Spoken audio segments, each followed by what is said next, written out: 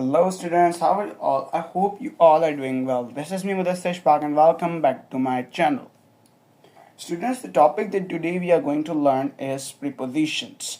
So let's get started without wasting our time. Now students, let's read the definition. A preposition is a word or a group of words that is used to link a noun, pronoun and a phrase with another word in a sentence. एक preposition जो है वो एक word है और group है word का जो इस्तेमाल होता है किसी भी नाउन प्रोनाउन या फ्रेज को ज्वाइन करने में लिंक करने में एक अदर वर्ड के साथ या एक अदर फ्रेज के साथ एक सेंटेंस में. एग्जाम्पल देखते हैं. चलिए स्टूडेंट्स एग्जाम्पल को देखते हैं. तो एग्जाम्पल में हमें कह रहे हैं कि the book is on the table.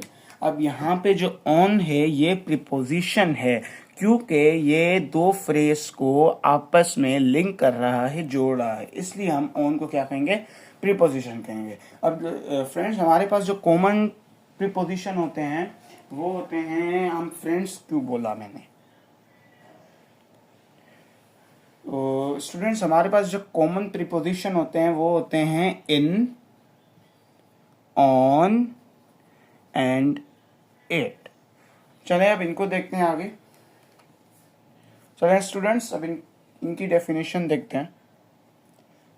चलिए स्टूडेंट्स अब इनके यूजेस देखते हैं. Now students, let's check out the uses of the three common prepositions in, on and at. Now students, the preposition in is used with the names of months. मतलब महीनों के नाम के साथ जो है preposition in लगता है, जैसे in June, in April, in May, etc. Years in figures, महीनों सालों, जैसे साल होते हैं, जैसे 1960, 1999, 1920, 1925.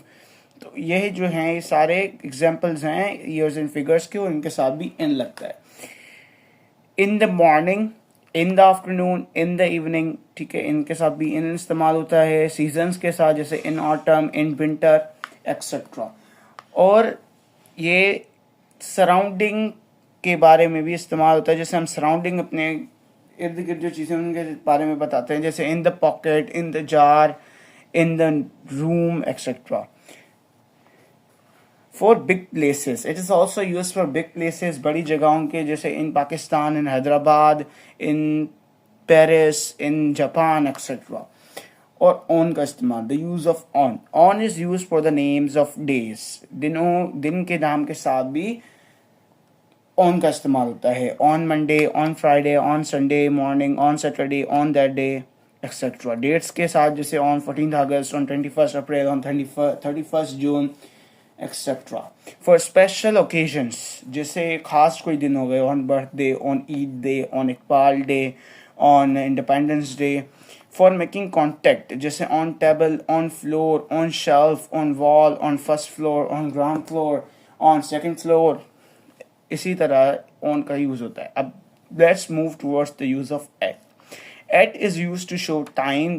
For example at 2 o'clock, at 10 o'clock. It is also used for at noon, at night, at midnight, at that time, at the end of the month, at the gate, at the party, at the home, for small places like at village, at Hirabad, at Latifabad, etc. Students, I hope आज का आपको lecture बिल्कुल बहुत अच्छे से समझ आया होगा. अगर समझ में आया है तो kindly like the channel, subscribe the channel and press the bell icon and don't forget to share my videos.